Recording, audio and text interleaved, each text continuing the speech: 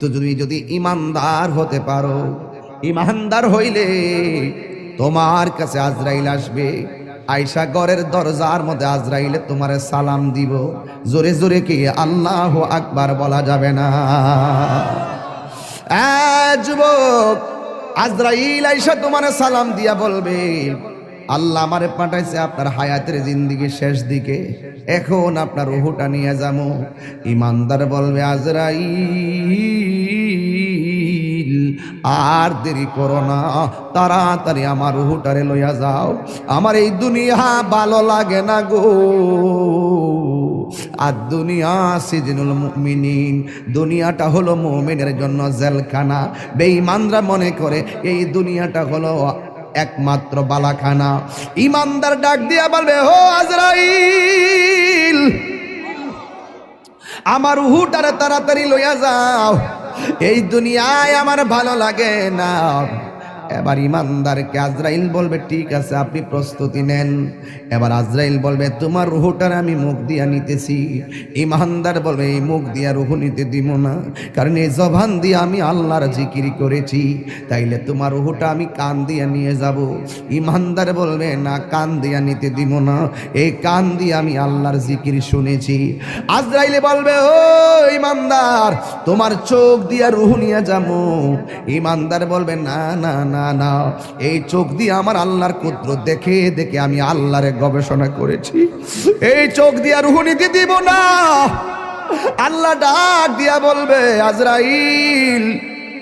আজরাইল বলবে, আল্লাহ তোমার প্রেমিকে মুখ দিয়া রূহ নিতে দেয় না, তোমার প্রেমিকে কান দিয়া রূহ নিতে দেয় না, তোমার প্রেমিকে চোখ দিয়া রূহ নিতে দেয় না। আমার আল্লাহ বলে, আজরাইল,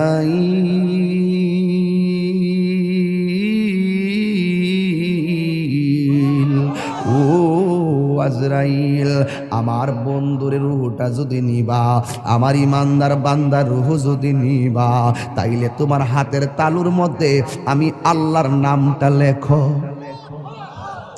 আমি আল্লাহর নামটা লেখো। হাতের মধ্যে আল্লাহর নামটা লিখবো। আল্লাহর নামটা কেমন জানেননি? কয় আল্লাহর নামটা আল্লাহু লা ইলাহা ইল্লা হুয়াল হাইয়ুল কাইয়ুম। এরপর আল্লাহর শব্দটার হামজাটা বাদ দিয়া দেন, তাকে লিল্লাহি মা ফিস সামাওয়াতি ওয়াল আরদি। লাহুলা লিল্লাহ শব্দের লাম বাদ দিয়া দেন, তাকে লাহু মুলকুস সামাওয়াতি ওয়াল আরদি। লাহু শব্দের লাম বাদ দিয়া দেন, তাকে শুধুমাত্র হুয়াল্লাহুল্লাযী লা ইলাহা ইল্লা হু। এই জন্য আল্লাহর নামটা হলো আমার আল্লাহর ইসমে জাতের নাম। কথা বলেন ঠিক না? अल्लाह अल्लाह क्या मुबारक नाम है, अल्लाह अल्लाह आशिकों का कम है, मकान चुश्ती नमाजी पंज़गाना फ़वाइलुल लिल मुसल्लीन अल्लज़ीना। जोरे जोरे के अल्लाहु আকবার বলা যাবে না। আমার যুবক, আজরাইল ইমানদার চোখের সামনে আল্লাহর নামটা যখন দেখবে, ওই ইমানদার আল্লাহর নামটা যখন দেখবে, সারা জীবন সে আল্লাহর নামে ফানা ছিল, সারা জীবন সে নবীর প্রেমে ফানা ছিল। ও যুবক রে, ইমানদার যখন শুইয়া শুইয়া আল্লাহর নামটা দেখব, তখন ইমানদার আল্লাহর নামের উপরে ফানা হইয়া যাবে। ও আমার দয়াল নামে এত গো মধু,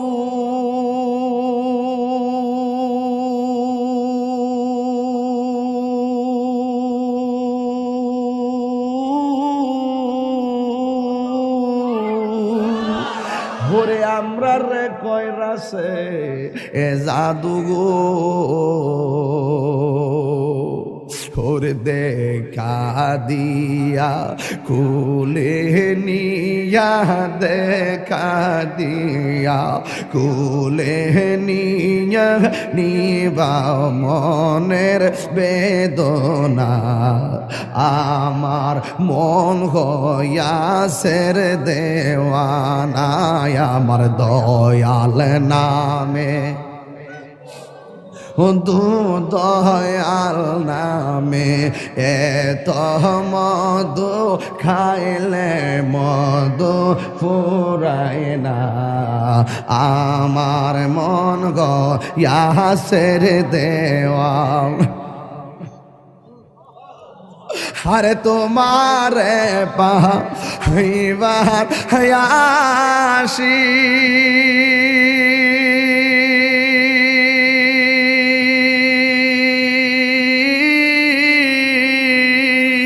ঘুরতেছি কাঙালের বেশে গো ওরে মরণ কালে দেখা দিয়া মরণ কালে দিয়া নিবা ইয় যাত না আমার মন হয়াসের দেওয়া না দয়ালে নামে এত মধু দয়াল নামে খাইলে মধু ফুরায় না আমার মন ইয়াসির দেওয়া না আমার মন ইয়াসির দেওয়া না একটা জবান বন্ধ রাখবেন না জবানটা খুলে বলু সুবহানাল্লাহ হে আমার বন্ধুরি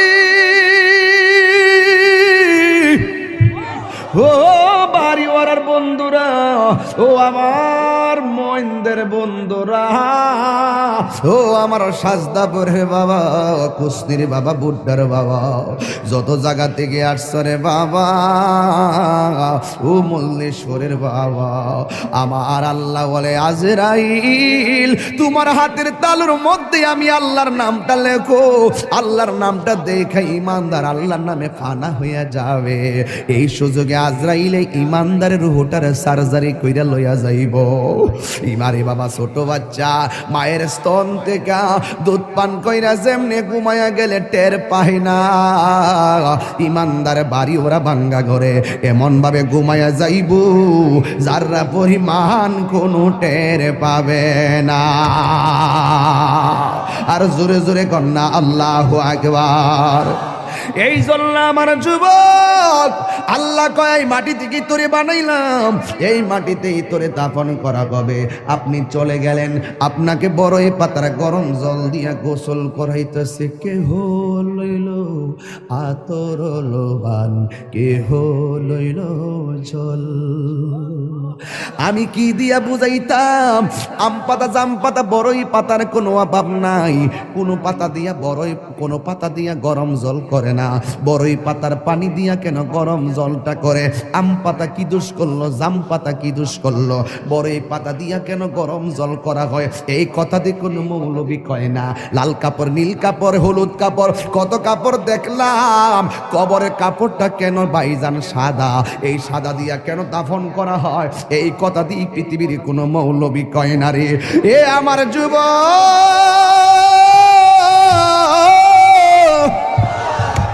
কি দিয়া বুঝাবো কবরটা কেমন ডেঞ্জারাস কি দিয়া বুঝাবো মরণটা কত কঠিন কি দিয়া বুঝাবো তাহিরের একটা দিন চলে যাওয়া মানে হলো আমার জীবন থেকে চিরদিনের জন্য দিনটা চলে গেছে কোটি টাকা দিয়েও এই ঘন্টার সময়টা আনতে পারতাম না এখন আমি শ্বাস ফালাইতাছি 1 টাকা বিল দেওয়া লাগে না নদীর পারে হাওয়া খাই বিল দেওয়া লাগে না পল্লী বিদ্যুতের ফ্যান বাতাস খাইলে বিল দেওয়া লাগে আইসিইউতে ঢুকা গেলে দিনে 50,000 টাকা গোনা লাগে আমার আল্লাহ যে কত নিয়ামতের বাতাস আমরা ঢুকাইতাছে বাইরে কইরাইতাছে 1 টাকা বিল নেই না আল্লাহ কয় বিল লাগতো না শুধুমাত্র তোরা 5 বার আইসা কপালটার মাটির মধ্যে লাগাইয়া দিবি সুবহান রাব্বিয়াল আলা বলবি দুনিয়ার মালিকের ডিউটি 20 দিন না করলে 20 দিনের বেতন কাটা আর আমার আল্লাহ তোরে হাজিরা দিছে দৈনিক 5 বার এক মাসও হাজিরা দেও না, 2 মাসও দেও না, মাঝে মাঝে সিটারি হাজিরা দাও, কিন্তু আমার আল্লাহ ইচ্ছা করলে তোমার গলার মধ্যে কাটা লাগাইয়া আমার আল্লাহ রিজিকটারে বন্ধ করে দিতে পারে। এরপরও আমার আল্লাহ রিজিক বন্ধ করো না কেন জানো নি? কারণ হলো আমার আল্লাহ কয় আমি আল্লাহ তোরে মায়া কইরা বানাইছি, মায়া লাগে। আল্লাহ ডাক দিয়ে কয় আল্লাযী খলাকাকা ফাসাওয়াকা ফাআদালাক ফি আইয়ি সূরাতিন মা শাআ রাক্কাবাক। আমার আল্লাহ তোরে সুন্দর নমুনায় বানাইছি, এই জন্য আমার আল্লাহকে খলাকতু বিয়াদাইয়া, আল্লাহ এই চেহারাটারে নিজের হাতে বানাইছে। আল্লাহ বলে মিনহা খলাকনাকুম, আমি এই মাটি থেকে তোরে বানাইছি, মানে আদমরে বানাইছে। আদম হলো ডাইরেক্ট মাটি দিয়া তৈয়ার, আমরা কইলাম মা বাবার নুতফা দিয়া তৈয়ার। বন্ধুরে আমার এই চেহারাটা ডাইরেক্ট আমার আল্লাহ নিজের হাতে বানাইছে। এই জন্যই তো মানুষের চেহারা দিয়া কাউরে আল্লাহ দুজুকি দিবে না, এই জায়গার মধ্যে পশু পাখির চেহারা লাগাইয়া দোজকে দিবে, কারণ এই চেহারাটা হলো আল্লাহর কুদরতি রহস্য। কথা বলেন ঠিক কিনা? মানুষ হলো আল্লাহর রহস্য। ও যুবক, এই মানুষই আল্লাহ দুনিয়ার দিকে নিব, কত বাহানা কইরা নেয়। ইমানদারের রূহটা যেই মাত্র নিয়ে যাবে, আল্লাহ একটা ফেরেশতারে ডাক দিয়ে বলবে, ফেরেশতা জান্নাত থেকে একটা সাদা কাপড় ল, একটা সাদা কাপড় লইব, সাদা কাপড় লইয়া বলবে ইমানদারের কাছে যাও। রুহুটা আজরাইলে বের করার সাথে সাথে ওই রুহুটারে তুমি কাফন দিয়া বাইন্ডিং কইরা ফালাইবা। ও যুবক, এমন ভাবে রুহুটারে বাইন্ডিং করব, এমন ভাবে বাইন্ডিং কইরা আসমান দিকে উড়াইয়া লইয়া যাইব, দেখতেই তো বড় ভয় লাগে। এমন ভাবে বুঝি তাহিরিরে বাইন্ডিং করব, এমন ভাবে বুঝি আপনারে বাইন্ডিং করব, দেখলই তো কেমন জানে লাগে, দেখলই তো কেমন জানে লাগে। এইভাবে বুঝি আমার বাইন্ডিং করব। আল্লাহ বলে আজরাইল, হো আজরাইল রুহুটা লো, আবার কো জান্নাতের ফেরেশতা আমার ইমানদারের রুহুটারে জান্নাতের সাদা কাপড় দিয়া বাইন্ডিং কইরা ফেলাইবি। এবার ফেরেশতা এসে বাইন্ডিং করে কইরা আসমানের দিকে একটা উড়াল মারে। এবার আসমানে যায়, প্রথম আকাশের ফেরেশতা কই, ও ফেরেশতা যাওয়ার সময় দেখছি তোমার কোনো গ্রাণ নাই, কিন্তু এখন কোথায় থেকে খুশবু আসতেছে? কই এটা হইলো কথার কথা বলতেছে আর কি, যদি বাড়ি উড়ার ইমানদার হয় এমনে বলবে এটা হইলো বাড়ি উড়ার ইমানদারের রুহু লইয়া যাইতাছি। সাথে সাথে প্রথম আকাশের ফেরেশতা এই রুহুটারে সালাম দিব। এবার দ্বিতীয় আসমানে গেলে সালাম দিব, তৃতীয় আকাশে গেলেও সালাম দিব, চতুর্থ আকাশে গেলেও সালাম দিব, পঞ্চম আকাশে গেলেও সালাম দিব, ষষ্ঠ আকাশে গেলেও সালাম দিব, সপ্তম আকাশে গেলেও সালাম দিব রে বাবা। এবার যাওয়ার পরে আমার আল্লাহ ডাক দিয়া কয়, ও ফেরেশতা আর সামনে নিস না, আমি আল্লাহ ইমানদারের জন্য একটা বাড়ি বানাইছি, আর সামনে নিস না গো, আমি আল্লাহ একটা বাড়ি বানাইছি। ওই বাড়িটার নাম কি? বাড়ির নাম হলো কোরআনের ভাষায় হলো ইল্লিন। এই রুহুটারে ইল্লিনে রাইখা দে, আর এই দিক দিয়া বাড়ি উড়ার এই আমার বাবার বডিটারে বাইন্ডিং করবার লাইগা বাড়ি উড়ার দোকান থেকে সাদা কাপড় আইনা বডিটারে বাইন্ডিং করলো। মানুষ আইব রে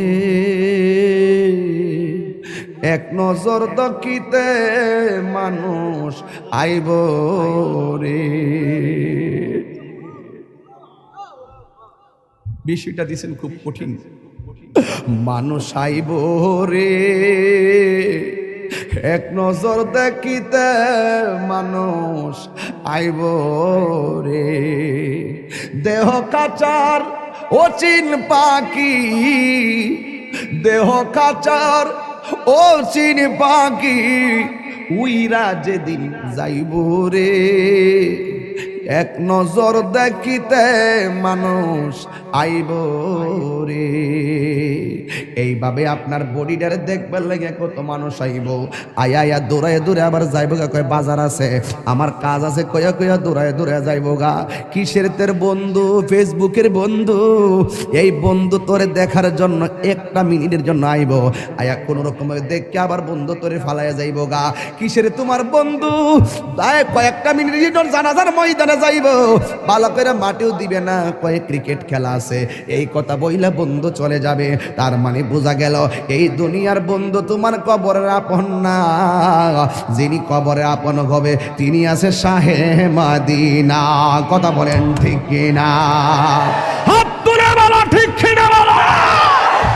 আমার নবী কবর আসার ক্ষমতা আছে না? না।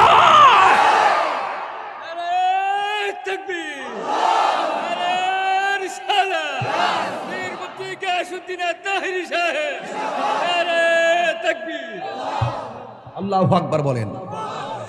এবার ইমানদারের রুহু হলো ইল্লিনে, বডি হলো বাড়িউরা। ইমানদারের রুহুরে বাইন্ডিং করে লইয়া গেছে জান্নাতের কাপড় দিয়ে আমার আল্লাহ, আর ই বাড়িউরার ইমানদারের বডিটারে বাইন্ডিং করবার লাগে বাড়িউরার কাপড় আইনা কবর লইয়া যেতেছে। আল্লাহ ডাক দিকে, এই ফেরেশতা, আমার প্রেমিক যাইতেছে গড়ে, যায়া রুহুটা নিয়ে তার ভিতরে ঢুকাই দিয়া। কবরে তো দুইজন ফেরেশতা আইব, আমি তো তিনজন আইব। ওই একজন আয়া রুহু দিয়ে যাইবো গা, দুইজন আয়া প্রশ্ন করবো, জোরে কন্যা সুবহানাল্লাহ। সপ্তাহ কোন দেখো না। এবার ওই কবরের ভিতরে ইমানদারের প্রশ্ন করব তিনটা। কয়টা? রাসূল বলেন, মৃত্যু যেমন সুখ, মৃত্যু যেমন দুঃখ, কবরও তেমন দুঃখ, কবরও তেমন সুখ, হাসরও তেমন সুখ, হাসরও তেমন দুঃখ। দুঃখের রাস্তা, সুখের রাস্তা, আমরা চাইব কোন রাস্তা? তো সুখের রাস্তা চাইলে তো সুখের কাজ করা লাগবে। কারো কারো জীবনে দুঃখগুলি সুখ হয় না, আহমদ সে সুখের, নূর নবী সে সুখের আলোকিত আয়না, তার রঙে রঙিন হলে দুঃখগুলি আর দুঃখ রয় না সবার জীবনে। আল্লাহুম্মা সাল্লি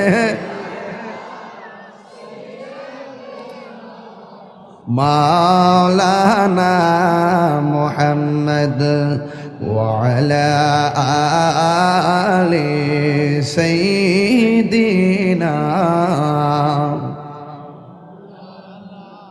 বাজান, আপনারা যদি কেউ উঠেন আমি কষ্ট পাবো। আমি আসল ঘরের ওয়াজ করতেছি। যদি কেউ মন খারাপ করেন আর ডান বাম সান আর মুখে হাসি আসে, তাইলে আপনার মুসিবত। কেরে? আসল ঘরে না। রাসূল বলছেন কবর হইল আখিরাতের প্রথম মঞ্জিল। ওই প্রথম মঞ্জিলের কথা বলতেছি। আর আপনি যদি ফেসবুক চালানো ওয়াজে বসে বসে, সেটা দুঃখজনক। আমার দিকে তাকান, কবরে সুখ আছে কিনা? রাসূল বলেন বেনামাজের জন্য কবরে তিনটা শাস্তি। আমাদের খলিল রেজা সাহেব এখানে নামাজ পড়ান, ভালো আলেম।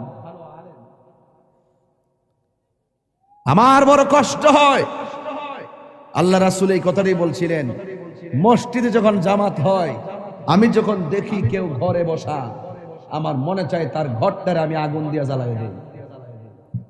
আমার খুব ব্যথা লাগে যখন মসজিদে জামাত হয়, আপনি দোকানে আড্ডা দেন, মনে হয় যেন কবরে শুধু আমরাই যাবো, আপনারা যাইতেন না। রাসূল বলেন কবরে বেনামাজির জন্য তিনটা শাস্তি, লিখে রাখেন। নাম্বার 1, কবরে দেওয়ার পরে দুই পাশের মাটি দুই প্রান্তে চলে যাবে। এই ছেলে, এই বসো।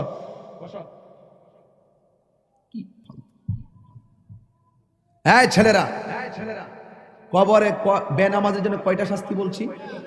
আজকে থেকে পরিপূর্ণ মাদ্রাসা থেকে একটা হেদায়েতের বার্তা নিয়ে যাও। কয়টা শাস্তি বলছি ভাই? নাম্বার 1, কবরে লাশ দেওয়ার পরে দুই পাশের মাটি দুই প্রান্তে চলে যাবে। বলবেন এটা কিভাবে সম্ভব? দুই প্রান্তের মাটি দুই প্রান্তে যাবে কিভাবে? আজরাইলে কত বড় জানেন? যার মাথায় 7 সমুদ্র 13 নদীর পানি দিলেও 1 ফোঁটা পানি জমিনে পড়বে না। যার এক মুষ্টি মাটি সমান সমান 70 মণ। এক মুষ্টি মাটি আদম রেজে বানাইছিল, এক মুষ্টি আইসা এক মুষ্টি মাটি সমান সমান 40 মতান্তরে 70 মণ। তাহলে উনি কত বড় দেহের অধিকারী? এই এত বড় আজরাইল আপনার ছোট্ট ঘরের রুমের ভিতরে ঢুকছে কেমনি? এটা যেমনি সম্ভব, হিটাও সম্ভব। কথা বলেন। দুই প্রান্তে চলে যাবে। বেনামাজির জন্য কবরে তিনটা শাস্তির একটা শাস্তি হলো দুই পাশের মাটিগুলো এসে তোমাকে এমন জোরে চাপা দিবে, ডান পাশের হাড্ডিগুলো বাম পাশের ভিতরে ঢুকে যাবে, বাম পাশের হাড্ডিগুলো ডান পাশের ভিতরে ঢুকে যাবে। রাসূল কি বার্তা দিছে শুনেন। আল্লাহর হাবিব বলছেন ওই সময় সে একটা চিৎকার যে দিবে, এই কান্নার আওয়াজ যদি তার পরিবার পরিজন দুনিয়ার মানুষ শুনতো, তাহলে ওই মানুষটার কানের পর্দা ফেটে সাথে সাথে মারা যেত। আল্লাহ, বিকট আওয়াজ হবে। রাসূল বলেন এই আওয়াজ যদি পৃথিবীর কাহারও কানে লাগতো, তাহলে মানুষের পর্দা, কানের পর্দা ফেটে মারা যেত। গরু, ছাগল, চতুষ্পদ জন্তু যারা, তারা কবরের আযাবের আওয়াজ শুনে। আপনি জানেন না তো, হাদিসের ভাষায় দেখেছি কবরের ভিতরে মানুষগুলা যে কান্নাকাটি করে, এত ভয়ঙ্কর হাউমাউ, ঝগড়া লাগলে বলছে না কাউ কাউ, কি আওয়াজ হয়, আল্লাহ বাঁচাও, আর পারছি না, আল্লাহ তুমি বাঁচাও, আর আগুন সহ্য হয় না, সাপের দংশন সহ্য হয় না। মাঝে মাঝে দেখবেন গরু ছাগলগুলো ঘাস খায়, হুট করে দাঁড়ায় থাকে, হুট করে রশি ছিঁড়ে দূর মারে। কেন? ওরা কবরে আযাবের কান্নাকাটির আওয়াজ শুনে। এই কাউ মাউ যদি দুনিয়ার মানুষ শুনতো, রাসূলকে জিজ্ঞেস করে, রাসূল চতুষ্পদ জন্তু কথা বলতে পারে না, তারা কবরে আওয়াজ শুনে, মানুষ কেন শুনে না? রাসূল উত্তর দিলেন, মানুষ যদি কবরে আযাব শুনতো, তাইলে মানুষ দিন দরদ ছাইরা দিয়া মানুষ পাগল হইয়া, হার্ট ফিল হইয়া মারা যেত। গভীর মনোযোগ, কবরের আলোচনা করতে বলেছেন, তাই সাইড লড়ব না। মাটি তোমাকে এমন ভাবে চাপা দিবে, কোটিপতি হইয়া কবরে দোহাই দিলে চলবে না আমি কোটিপতি ছিলাম। এই কবরের মাটি তোমাকে মাটির সঙ্গে মিশাবে, কিন্তু মরণ হবে না। আপনি আল্লাহকে বলবেন, আল্লাহ আর সহ্য হয় না, একবারে আমরা মাইরা ফালাও, হাড্ডিগুলো গোড়া হয়ে গেছে, আর সহ্য হয় না গো মালিক। এই হলো বেনামাজির কবরের মাটির আযাব। এখন বলবেন মাটি কেন চাপা দিব, তার রহস্য কি শুনে যান। এই মাটির উপরে চইল আল্লাহ কয়, মিনহা খলাকনাকুম, এই মাটি দিয়ে তোমাকে সৃজন করা হয়েছে, ওয়া ফিহা নুঈদুকুম, এই মাটিতেই তোমাকে দাফন করা হবে। মাটি কেন চাপা দিবে জানোনি?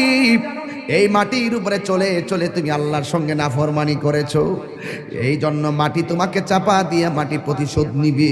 এই জন্য যুবক, রাত্রে গুনাহ করতে গেলে খেয়াল কইরো কবর আযাবের কথা, উপেনে গুনাহ করতে গেলে আল্লাহর কথা চিন্তা কইরো। কেউ জানে না, একজন জানে সব কথা, জবানটা খুলে বলুন তিনি কে? বেনামাজির জন্য প্রথম শাস্তি হলো কবরের মাটির চাপ। এখন বলবেন হুজুর 2 নম্বর শাস্তি কি? 2 নম্বর শাস্তি হলো কবরে দেওয়ার পরে জাহান্নামের আগুনের একটা উত্তাপ দেওয়া হবে।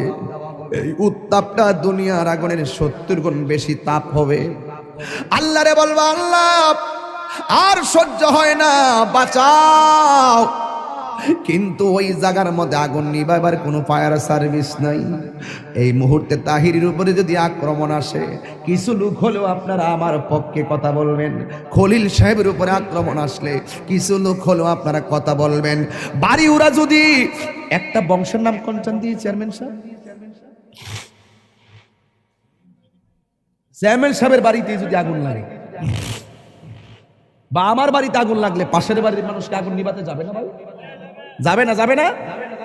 আমার বাড়িতে আগুন লাগলে পাশের বাড়ির মানুষ আগুন নিভাতে যাবে, কিন্তু ঘরের পাশে কবরে আগুন দাউ দাউ করে জ্বলতেছে, আগুন নিভাইবার কোনো ব্যবস্থা আসেনি রে বাবা। এই জন্য বেনামাজির কবরে আগুন ধরে দিবে, অবস্থা ভয়াবহ হবে। 3 নম্বর বেনামাজির কবরে 3 নম্বর শাস্তি হলো, বেনামাজির কবরে একটা সাপ ঢুকবে, যেই সাপের দাঁতগুলো হবে 70 গজ লম্বা, চোখগুলো হবে দুনিয়ার আগুনের চাইতে 70 গুণ লাল, ওই সাপটার মাথায় থাকবে মহিলাদের চুলের গোছার মতন চুল, ওই সাপের গায়ের মধ্যে দুর্গন্ধ থাকবে। আমরা একটা সাপের দুর্গন্ধ সহ্য করতে পারি না, নাকে ধরে যাই, লাশের গন্ধ সহ্য করতে পারি না, কিন্তু ওই সাপের গায়ের মধ্যে এমন দুর্গন্ধ থাকবে গো, এই সাপের দুর্গন্ধ যদি কাহারো নাকের মধ্যে লাগতো ওই মানুষটা কলেরা হইয়া সাথে সাথে মারা যাইতো। এমন দুর্গন্ধ সাপ কবরে ঢুকাইয়া দেওয়া হবে। ও তাহিরি হুজুর, এই সাপটা কতটুকু লম্বা? বুখারী শরীফের হাদিস খুললা দেখেন, এই সাপের দৈর্ঘ্য হলো 450 কিলোমিটার লম্বা। এমন বিষাক্ত সাপ তোমার পায়ের মধ্যে সুবল দিবে না, তোমার কপালের মধ্যে সুবল দিবে না। কারণ মানুষের বডির ভিতরে কোন দিক দিয়ে শয়তান মানুষের ভিতরে ঢুকে জানেননি? কান দিয়া ঢুকে না, নাক দিয়া ঢুকে না, চোখ দিয়া ঢুকে না, শয়তান মানুষের ভিতরে প্রবেশ করে নাভি দিয়া, নাভি দিয়া। এই জন্য ওই শয়তানের পাল্লাই পইরা যারা নামাজ চাইরা দিছো, ওই সাপটা তোমার নাভির মধ্যে এমন জোরে 70 গজ দাঁতটা বসাইয়া দিয়া বডিটারে আলাদা কইরা 70 গজ মাটির নিচে নিয়ে ঢুকাইয়া দিবে। আপনি বলবেন আল্লাহ আর সহ্য হই না গো। ও যুবক, পায়ে হাত দিয়া বইলা যায়, নামাজ ছাড়লে আল্লাহ বড় অসন্তুষ্টি হইয়া যায়। একদম মুসা নবীর কাছে একটা মহিলা আসলেন, আয়েশা বলতেছে, মুসা নবী গো, আমি এমন গুনাহ করছি, আল্লাহর কাছে 100 বার ক্ষমা চাইলে মনে হয় কেন জানে আল্লাহ ক্ষমা করবে না। আমি এত তওবা করি, চোখের পানি ফেলায়া কান্দি গো মুসা নবী। আপনারা আওয়াজ করে বলেন, মুসা নবী কি নরম নবী না গরম নবী? মুসা নবীর আয়েশা বলে, নবী গো, আমি এমন গুনাহ করছি আমার আল্লাহ ছাড়া কেউ জানে না, কিন্তু আমি এমন ভাবি আল্লাহর কাছে ক্ষমা চাই, কিন্তু আমার আল্লাহ ক্ষমা করবে কিনা আমি জানি না। কেন জানে মনে হয় আমার আল্লাহ আমাকে ক্ষমা করবে না। এবার মুসা নবী ডাক দিয়ে, ও পাগলনি, তুমি কি এমন গুনাহ করছো যে এই গুনাহের কারণে আল্লাহর কাছে তওবা করার পরও তোমাকে তওবাটা কবুল হবে কিনা তুমি মনে করতে পারো না? এবার মহিলা ডাক দিয়ে বলে, নবী গো, আপনি তো আল্লাহর সঙ্গে কথা বলেন, আপনি আল্লাহরে যাইয়া আমার নামটা ধরে কইবেন, আমি মহিলার দোয়া আল্লাহ কবুল করছেনি, আমার গুনাহগুলো আল্লাহ মাফ করছেনি। এবার মুসা নবী ডাক দিয়ে, মহিলা, তুমি কি এমন গুনাহ করছো যেই জন্য তোমার কথা আল্লাহর কাছে গিয়ে আমি তুলে ধরার জন্য বলেছ? এবার মহিলাটা ডাক দিয়ে বলে, নবী গো, আমি একটা অন্যায় করছি। কই কি অন্যায়? কই আমার বিয়ে হয় না, কিন্তু আমি একটা মানুষের সঙ্গে অবৈধ মেলামেশা করেছি, এরপরে আমি বুঝতে পারি নাই আমার পেটের মধ্যে একটা সন্তান চলে এসেছে। এখন মনে মনে ভাবলাম এই সন্তানটার আমি কি করব, কিন্তু মারার তো কোনো পদ্ধতি পাইলাম না। আমি একটা আস্তে আস্তে কোনো রকমভাবে কাপড় চোপড় দিয়া দিয়া চলাফেরা করি, মানুষকে আমি বুঝতে দেই না যে আমি হামেলা। এই জন্য আমি কোনো রকম ভাবে চলাফেরা করি, কাপড় চোপড় পরি যেন মানুষে না বুঝে। কিন্তু আমি এমন ভাবে দিন যত বাড়তে শুরু করলো, আমার শরীরটা ভারী হইতে শুরু করলো। শেষ পর্যন্ত যখন 6-7 মাস হলো, মানুষ আমারে দইরা ফেলাইব আমার অস্বাভাবিক অবস্থা দেখলে। এরপর আমি জঙ্গলে জঙ্গলে যায়া যায়া ঘুরছি যেন মানুষ আমারে ধরতে না পারে। ও নবী গো, নবী গো, নবী গো, আপনি জানেননি গো, আমি যখন দেখলাম 10 মাস 10 দিন হয়ে গেল, একদিন আমার পেটের ব্যথা উঠে গেল, মনে হয়েছে যেন আমার সন্তানটা হইব। কোনো দাইমারে ডাকলে শাস্তি হইয়া যাইব, কোনো দাইমারে ডাকলে সাক্ষী হইয়া যাইব, কোনো মহিলারে ডাকলে সাক্ষী হইয়া যাইব। এখন আমি কি করব? নিজে নিজেই প্রসব করাইছি আমার সন্তান, এখন আমি কি করব? এতদিন আমি পেট গোপন করছি, এখন আমি বাচ্চাটা গোপন করব কেমনে? এক তো আমি জিনা কইরা গুনাহ করলাম, 2 নম্বর সন্তান হইয়া গেছে, এখন আমি সন্তানটা লোক সমাজে লইয়া গেলে আমি কলঙ্কিনী হইয়া যাইব। মুসা নবী, আমি কি ভয়ঙ্কর গুনাহ করছি জানেননি? আমি জঙ্গলার ভিতরে বাচ্চাটা হওয়ার পরে জিন্দা সুন্দর একটা ফুটফুটে বাচ্চা, এই বাচ্চাটার আমি গলার চিপ দিয়া মাইরা ফেলাইছি। এই জন্য আমি জিনা কইরা গুনাহ করছি, এক অপরাধ। আমার পেটের মধ্যে বাচ্চা নিছি, আরেক অপরাধ। এই বাচ্চা হওয়ার পরে আমি গলা চিপ দিয়ে মাইরা ফেলাইছি, এটা আমার অপরাধ। এবার মুসা নবীর ইয়া মুসা কালিমুল্লাহ, মাফ হইবনি গো, আমার গুনাহ মাফ হইবনি। মূসা নবী তো গরম নবী। মূসা নবী ডাক দিয়ে কম বক্তার মহিলা, যাও যাও এখান থেকে চলে যাও, এখান থেকে চলে যাও, এখান থেকে চলে যাও। ইন দি মিন টাইমে মহিলা ডাক দিয়ে কয় মূসা নবী গো, অনেক আশা ভরসা লইয়া আপনার কাছে আসছিলাম, আপনি আমারে তাড়াইয়া দিতেছেন, কিন্তু এখন আমি কি করব? এবার মূসা নবী কয় না না, তুমি যে অন্যায় করছো তোমার কোনো ক্ষমা হওয়ার কথা না। এই মুহূর্তে আল্লাহ ডাক দিয়ে কয় ও মূসা রে, ও মূসা, যে অপরাধটা তুমি বড় মনে করছো এর চাইতে আরো বড় গুনাহ আছে, তুমি জানো নি?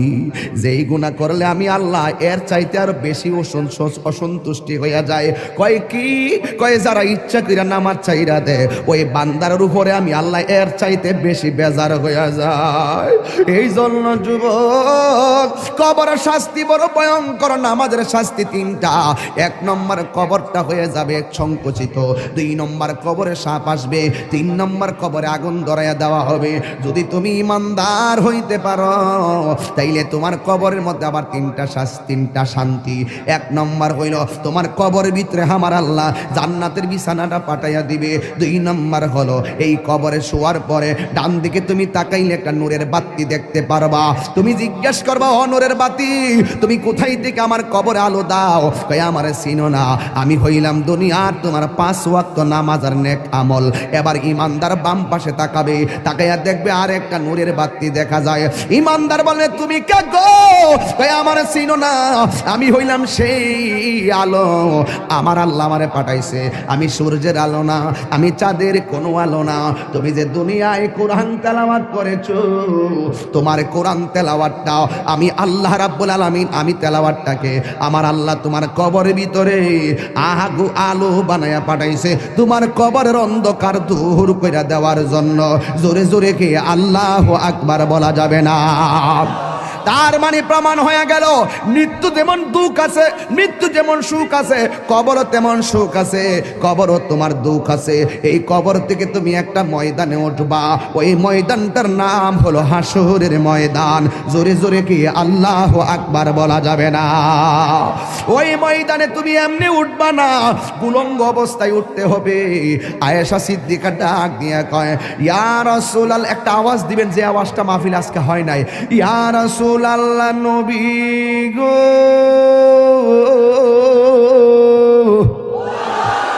ইয়া রাসূলুল্লাহ, আপনি যে বললেন এই কবরস্থান থেকে, কবর থেকে মানুষে হাসরের ময়দানে উলঙ্গ অবস্থায় উঠবে, একজনে লজ্জাস্থান তো আরেকজনে দেখা পালাইব।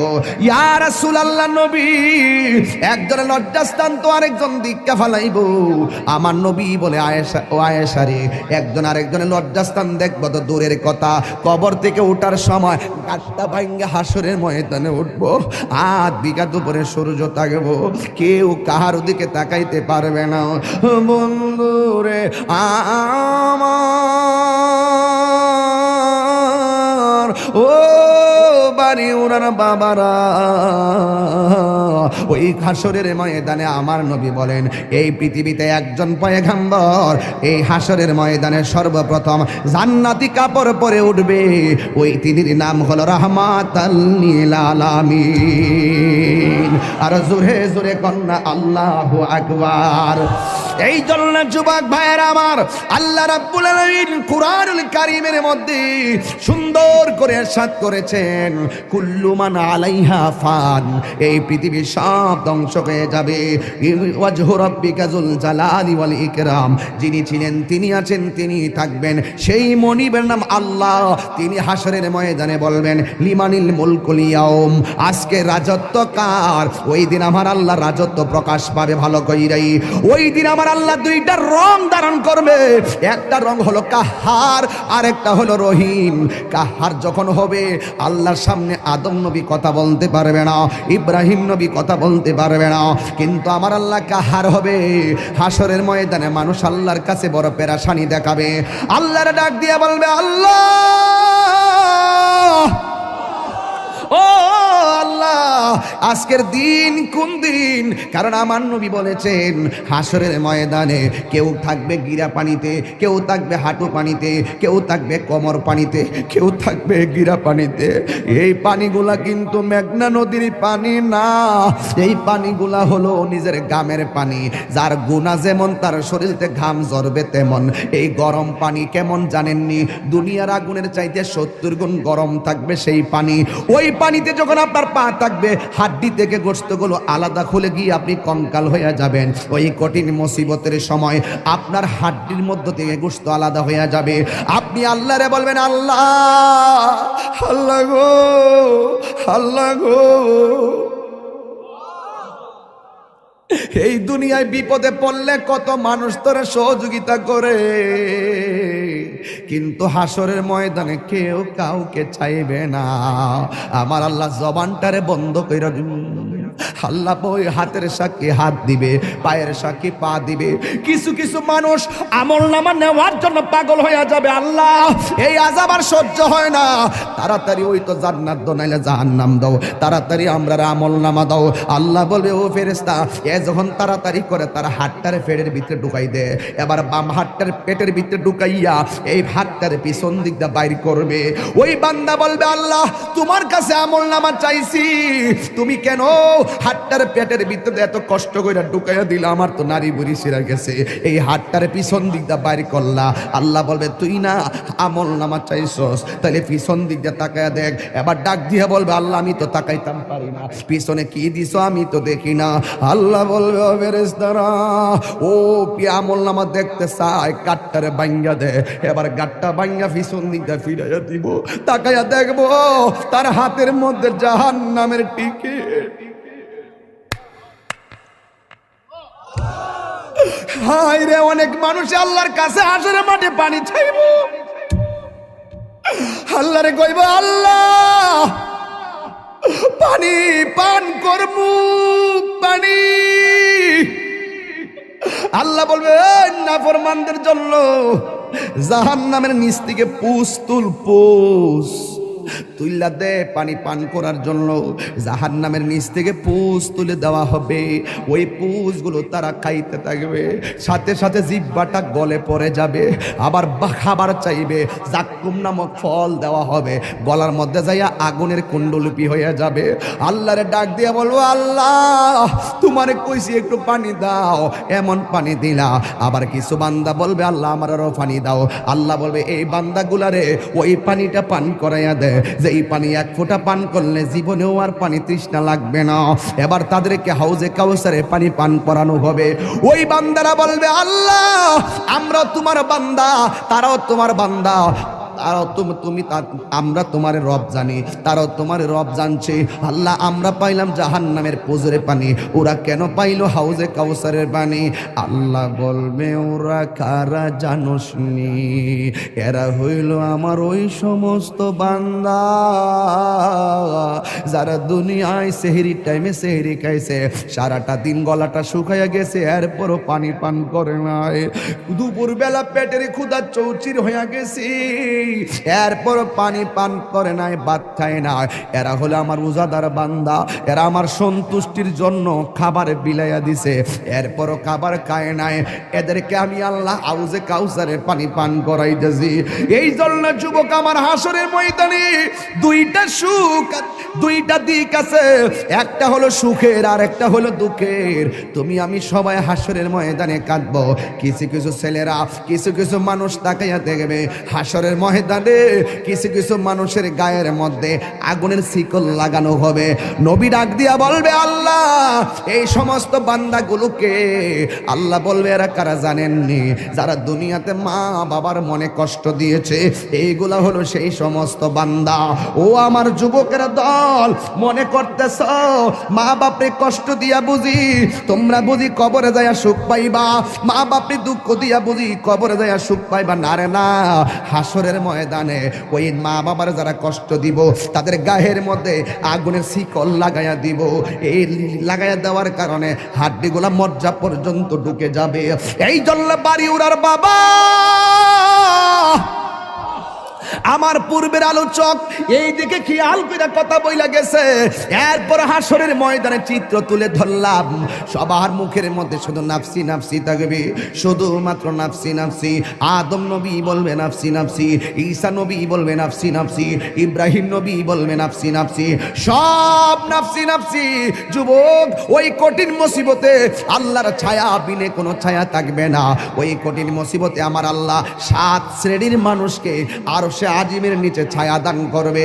জবানটা খুললা কন্যা, কয় শ্রেণীর লোক? 7 শ্রেণীর মানুষকে আল্লাহ রাব্বুল আলামিন আরশে আজিমের নিচে ছায়া দান করবে। 1 নম্বর হলো যারা ন্যায় বিচারক, 2 নম্বর হলো যৌবনে যার ইবাদত বেশি, 3 নম্বরে মসজিদ নামাজ আর জিকির যার বেশি, 4 নম্বরে যারা আল্লাহর ভয়ে কান্না করে, 5 নম্বরে যারা দান করে, 6 নম্বরে যারা আল্লাহর জন্যই কাউরে ভালোবাসে, 7 নম্বরে হলো তাদের সামনে গুনাহ আসছে কিন্তু আল্লাহর ডরে তারা গুনাহ করে নাই।